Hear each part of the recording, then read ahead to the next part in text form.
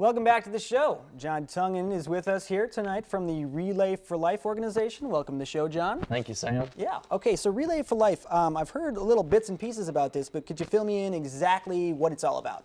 The Relay for Life is a fundraiser for the American Cancer Society.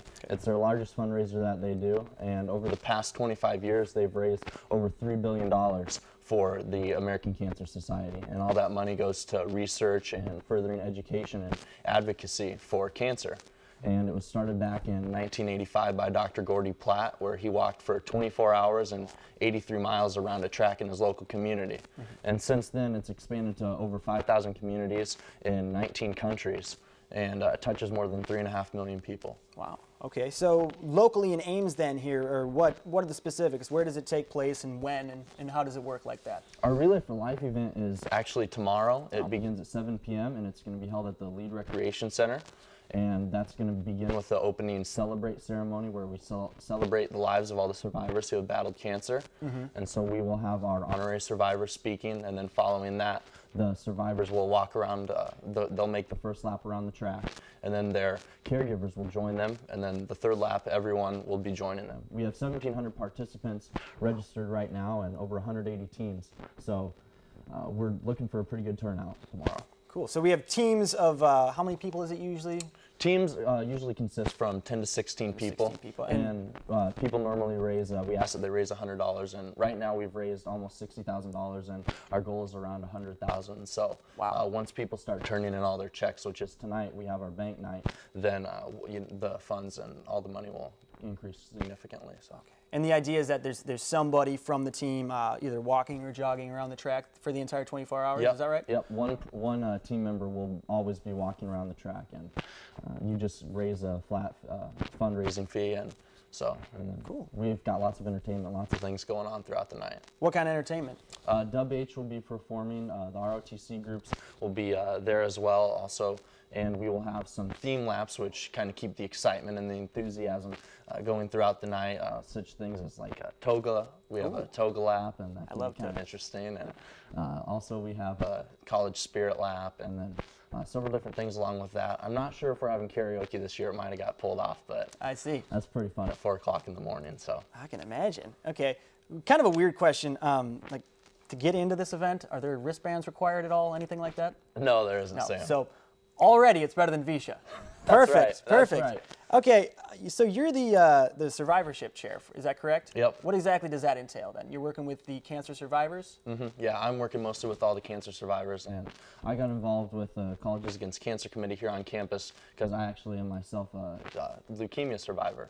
I was diagnosed with leukemia when I was 3, and then actually had my father pass away from leukemia too 11 years ago. So that's kind of what got me and led me to this role with the survivorship chair. So I get to work with a lot of other cancer survivors, and we're expecting around 30 to 35 this year. So terrific.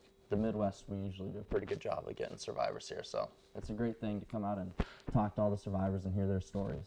Right on. All right, well, we're going to take a quick break, and we'll be back with more with John after this.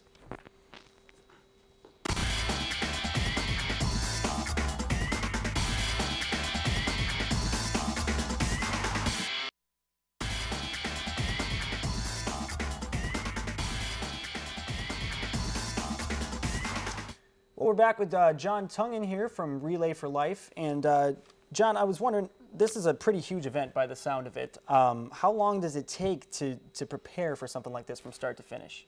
This is something that the Colleges Against Cancer Committee here at Iowa State that we've been working on for a year, and that just kind of goes and tails along with, getting survivors to attend the event, but also coordinating all the logistical things and fundraising for the event, getting corporate sponsorship and things like that.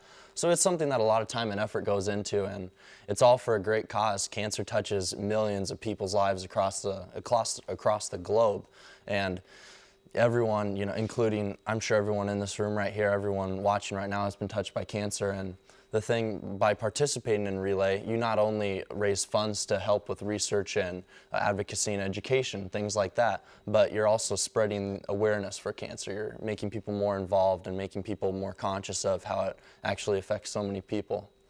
Cancer today, it is potentially the most curable and most preventable of all the major diseases, including heart disease and lung disease and all things like that.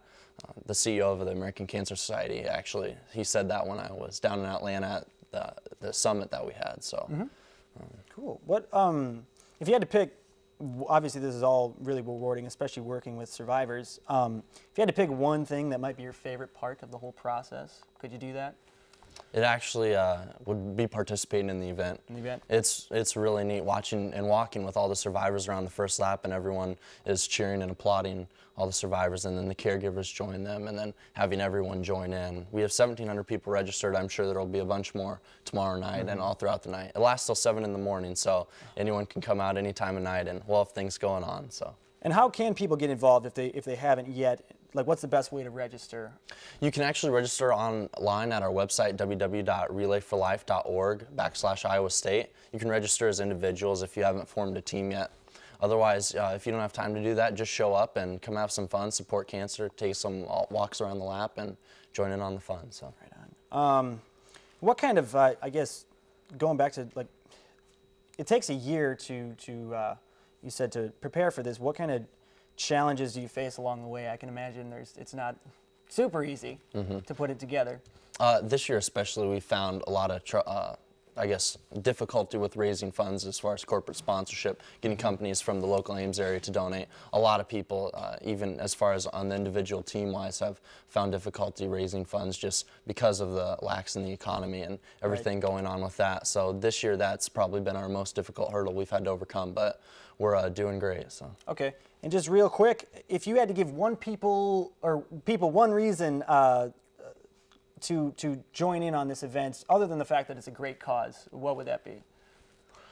It's a great time to have fun. It really is. You're helping a lot of people. You're spreading the word about cancer and its effects on millions of people, and just come have a good time. Terrific. All right, well, we'd like to thank our guest, John Tungen from Relay for Life. That's all for the show tonight. Coming up next week, tune in to see a feature on the special report on a fashion show in Shantytown. Good night, everybody.